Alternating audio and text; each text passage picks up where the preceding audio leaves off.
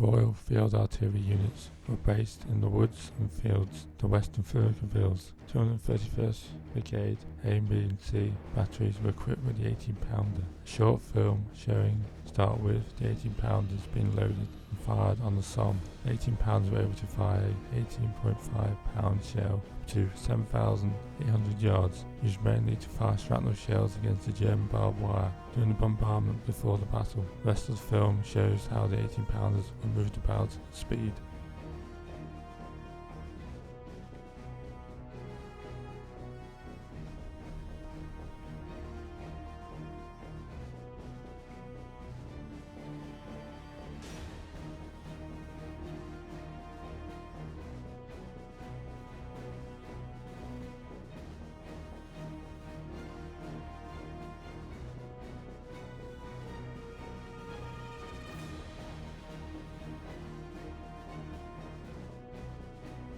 The battery was equipped with 4.5-inch howitzer. The 4.5-inch howitzers were able to fire a 35-pound shell up to 6,600 yards, used mainly to bombard German frontline trenches. 232nd Brigade A, B and C batteries were equipped with the 18-pounder. D battery was equipped with 4.5-inch howitzer. 230th Brigade A, B and C batteries were equipped with the 18-pounder. D battery was equipped with 4.5-inch howitzer. 233rd Brigade A, B and C batteries were equipped with the 18-pounder.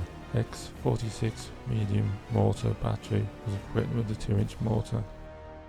Short film showing a mortar being loaded and fired. The 2-inch mortar has a maximum rate of fire of between 2-3 rounds per minute, capable of firing a 51-pound shell to a minimum range of 100 yards to a maximum range of 570 yards. It was used to target the German wire. The mortar bomb, because of its shape, was called the toffee apple or plum pudding.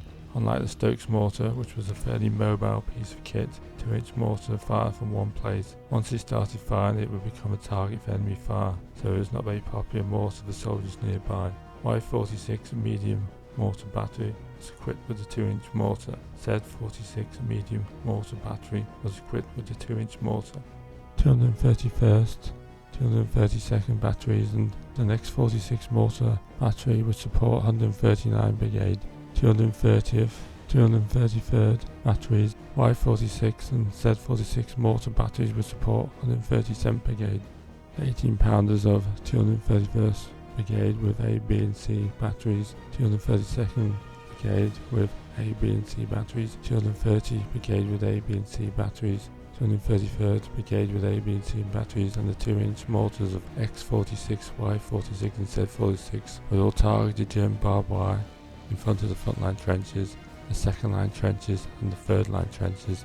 The 4.5-inch howitzers of 231st Brigade with D battery, 232nd Brigade with D battery and 230th Brigade with D battery would target the German front-line trenches, second-line trenches, third-line trenches and the communication trenches. 18-pounders of 231st Brigade with A, B and C batteries, 232nd Brigade with A, B and C batteries, 230 Brigade with A, B and C batteries, and 233rd Brigade with A, B and C batteries. During the final hour before the launch of the attack, they would target the German frontline trenches. At the launching of the attack, 0 hour, their fire would move for 3 minutes onto the German second line. After 3 minutes past 0 hour, their fire would move onto the German third line, the western side of Gommecourt wood. After 8 minutes past 0 hour, it would move onto the eastern side of Gommecourt wood. After 15 minutes past 0 hour, it would move onto the sunken road on the right and Fortress, Follner, Fort and Font trenches on the left. After 20 minutes past 0 hour, it would move onto Oxford Trench. After 25 minutes, it would move onto Field Trench. Until 30 minutes past 0 hour, the attacking troops would need to keep pace with the artillery lifts for them to be effective. This would be very difficult to achieve. During the time of the heavy bombardment on the German positions, patrols were sent out into no man's land to check what damage had been done to the German barbed wire in front of their frontline trenches. Early in the morning of Monday, 26th of June, W Day, 2 small patrols were sent out into no man's land to check the wire in the area of where 1st to 6th North Staffordshire Regiment would attack. I was checked at the head of Orlando's Trench to the junction of Font and Folly trenches. Some of the wire had been damaged, but more work would need to be done. Lieutenant Mallard of the 1st, 5th North Staffordshire Regiment checked from Gommecourt Road where the 6th South Staffordshire Regiment would attack. For 115 yards north, the wire had hardly been damaged and was unpassable. Early Tuesday, 27th of June, next day, in the morning, Lieutenant Mallard checked the wire in front of Full, Folly and Font trenches. Suitable gaps in the wire of 20 yards and 15 yards were found, with just a few feet left in front of the German trenches. Early that morning, a patrol of the 1st 4th Leicestershire Regiment did a wire patrol just north of Gommecourt Road. The wire bar a short stretch was uncut for 200 yards. Also, the wire, which had been noticed cut 2 days before, a lot of it had been repaired. The Germans were repairing the wire quicker than it was being destroyed. The wire which had been cut, none of it had been cut through to the German trenches. Wire was difficult to cut in front of Folly and Full trenches, being in a slope and not being seen from the British front line. It had to be cut by the 2-inch mortars of the medium mortar batteries. Wire was checked on the front of the 37th Brigade area early on Wednesday, 28th of June, wide day. In the middle and upper areas were where they would attack. In the middle area, the wire had nearly been cut through to the German front lines, but in the upper area, the wire had hardly been damaged. Wire checked early on Thursday, 29th of June, Y1 day, over the northern part of the 39th Brigade's area of attack, came back mixed. A number of paths through the wire had been cleared right through to the German trenches in the Sun area to be attacked by 1st to 5th Sherwood Foresters.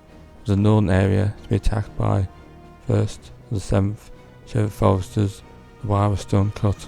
2 patrols sent out to check the wire went out that night on the 139th Brigade's front. One didn't even reach the German wire before being ambushed by a German patrol laying out in wait.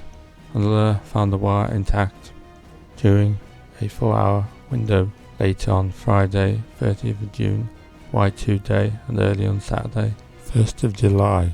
Said day, patrols were sent out to check the enemy wire and see what gaps had been made, enlarge them and make new ones.